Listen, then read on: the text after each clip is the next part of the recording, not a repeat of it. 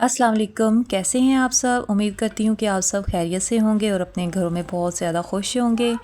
सुबह का आगाज़ हुआ बच्चों के साथ नाश्ता करते हुए, इनके लिए स्कूल की तैयारी करते हुए, इनके लिए ब्रेकफास्ट बनाते और इनका लंच तैयार करते हुए, उसके साथ साथ इनके छोटे छोटे मसले हल करते हुए। आज रात को आटा गूंद के नहीं रखा हुआ था, तो इसलिए सुबह उठ के सबसे पहले मैंने आटा गूंदा, फिर रोटियां बनाई और सब बच्चों को बारी बारी नाश्ता दिया। वैसे तो मैं रात को ही आटा गूंद के रख लेती हूँ, सुबह उठ के फिर ज़्यादा मुश्किल नहीं होता। सुबह जब आटा गूंदना हो तो बहुत ज़्यादा टाइम लगता है, बच्चों के स्कूल में कभी कभी लेट हो जाती हूँ, तो इसलिए मेरी कोशिश होती है कि रात को ही आटा गूंद के रखूँ। आज मैंने प्रोग्राम बनाया था रायता बनाने का। रायता बच्चे बहुत शौक़ से खाते हैं, तो मैं सिंपल से तरीके से रायता बना लेती हूँ। दही को मैंने पहले हल्का सा जूसर में डाल के ग्राइंड कर लिया, उसमें टमाटर, प्याज और आलू बॉयल करके और कुछ बेसिक से मसाले डाल दिए। बहुत अच्छे बने थे। मेरा दिल नहीं चाह रहा था ये रायते के साथ कुछ खाने को, तो कल का सालन बचा हुआ था टिंडे का, मैंने उसके साथ खाना खा लिया। बच्चे रायता बहुत शौक़ से खाते हैं, उन्होंने सालन भी लिया, रायता भी लिया, जिसको जो पसंद था उसके साथ खाना खाया।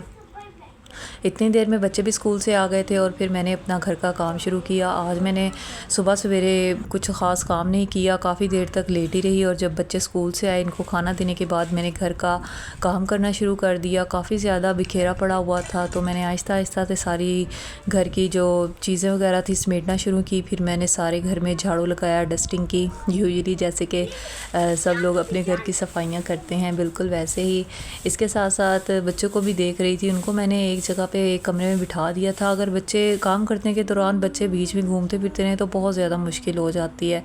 बार बार कभी कोई चीज़ उठा के फिर से फैलाना शुरू कर देते हैं, तो मैं उनको एक जगह पे बिठा देती हूँ, लैपटॉप लगा के वीडियो देखते रहें, बिज़ी रहें, और कम से कम मुझे काम के दौरान फिर ये लोग तंग नहीं करते। फिर मैं दूसरे कमरे में आ गई। दूसरे कमरे में भी काफ़ी ज़्यादा बच्चों ने चीज़ें बिखेरी हुई थी। खैर मैंने इनको भी समेटना शुरू किया। जब मैं सुबह उठती हूँ तो मुझे पता ही नहीं चलता कि मैं काम कहाँ से शुरू करूँ। घर बिल्कुल उलट पुलट हुआ होता है। मैं रोज़ाना काम करती हूँ, हफ़्ते के हफ़्ते मैं डीप क्लीनिंग भी करती हूँ, लेकिन जो बच्चों वाली ख़वातीन होंगी वो इससे रिलेट करती होंगी कि चाहे जितनी मर्ज़ी डीप क्लीनिंग कर लें या रोज़ाना सफाई कर लें, हर रोज़ दोबारा सुबह से लेकर शाम तक घर को साफ़ करना बहुत ज़्यादा ज़रूरी हो जाता है। अगर एक दिन भी घर को साफ़ ना करें तो ऐसा लगता है कि जैसे पता नहीं कितने दिनों से सफाई नहीं की। दोनों कमरों को साफ़ करने के बाद फिर मैं बरामदे में आ गई। बरामदे में मैंने चीज़ें थी कुछ, उनको समेटा, तौलिए वगैरह मैंने अच्छे से सेट करके रखे। ये बच्चों ने ब्रश के लिए कोई जगह नहीं मिल रही थी, कील लगे हुए थे, बच्चों ने ब्रश उधर ही लटका दिए। खैर मैंने सहन में झाड़ू लगाया। बहुत ज़्यादा कागज़, बहुत ज़्यादा बच्चे कभी काटते हैं, कभी लिखते वक्त कुछ पेज फाड़ दी, पढ़ाई करने जब बैठते हैं तो कागज़ बहुत ज़्यादा बिखेरते हैं।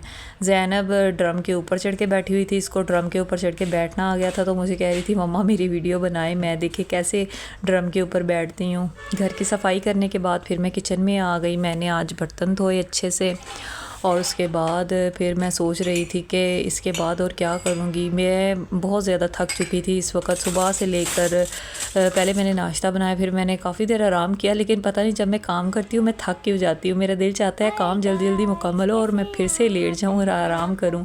ज़ैनब ने मुझसे मोबाइल लिया कि मम्मा मैं भी थोड़ी देर के लिए व्लॉग बनाऊँगी। मैंने कहा ये लो जी आप बना लो। तीनों बच्चे मिल के बैठ गए थे, लैपटॉप पर वीडियो देख रहे थे, आपस में गपशप लगा रहे थे, और मैं भी अपना काम कम्प्लीट करके आ चुकी थी।